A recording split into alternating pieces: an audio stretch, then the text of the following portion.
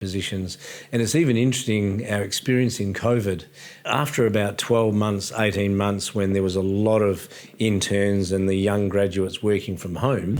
We are just at the, initial part or initial stages of the fourth industrial revolution, of the next revolution, which will be backed and supported by AI.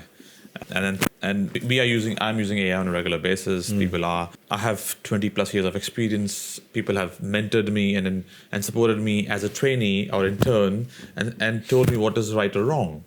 And then there's so many people have educated me across my career. So today, if I prompt AI, the outcome which come out is I can see that, it's not good or bad. I need to go back and ask a bit more prompting. So, and because these days AI is taking the entry-level jobs, so the interns and the trainees will be, probably less of them will be required, because AI can give those answers. Go and do a research on that topic and bring me back some information. So that answers can be done through AI these days. So what's happening essentially, if the entry-level jobs are gone, for young people who are coming in, they don't have the opportunity to be trained and educated by their mentors and peers, or employers. So how are you seeing that challenge playing out, and how you are preparing the young boys at your college? There's a lot of layers to that question. Yes. And it's interesting, I guess. The example you chose is a really good one, because when you're an intern, the value of the intern is you actually, by going and researching and finding out more, that's how you build up this wealth of knowledge which you need in order to have these higher end positions. And it's even interesting, our experience in COVID, after about 12 months, 18 months, when there was a lot of interns and the young graduates working from home. And I can remember it about 9 or 10 months after there was a lot more online things happening, that a lot of the leaders within industries started to tell me the same story, whether it was in law, accounting, in finance, in those in particular. They started to realise that, we've had an intern for 12 months and they actually haven't learnt a thing. And we're realising that when you sit in a meeting, that is only a small part of the learning. The learning actually is the discussions offline before that meeting, which might be a strategy meeting, planning for that meeting, but also when you're walking to the water cooler, you just bounce these ideas off the senior leaders and the interns, as well as when you're walking to a meeting, what will happen if the client does this or they do that? And then even when you finish the meeting, the walk back to the office or the next day, what happened there? Why did you say that? Why did you lead that way? Why did you take the conversation that way?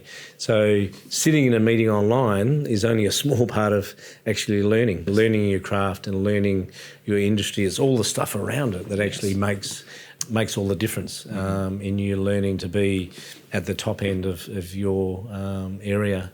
And in many ways, AI at the moment, who knows, in 5 years, it might be so sophisticated. But I even know when I prompt and put things in, it comes out and it's 70% good, but there's 30%, hang on, that's not right. But also it lacks the emotion and the human aspects, which you can actually have just a run-of-the-mill research paper, but that's okay. But the one that is good, is further developed and doesn't have sometimes obvious mistakes, but sometimes minor. So that's the area where in education, again, prohibition's not going to work, and that's not going to prepare our young people when they leave school. So how can we prepare them best when they do leave school? And there's a few layers to this. One is the ethical use. So going back to our values about what is ethical usage of technology and AI,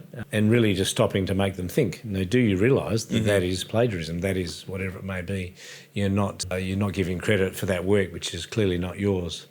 But the other part is, where can I use AI to save time, increase productivity, but then where is the knowledge and the expertise to actually continue prompt crafting, but even to rewrite parts that actually aren't fit for purpose or clearly wrong, or putting in that human emotion which makes something special. That's, I guess, where our time and effort is being put into, that there's positive aspects to save time, even teacher time, but what is the parts that we can use to save time, but what are the parts that we can use to make education even better and prepare our young people even better for the future.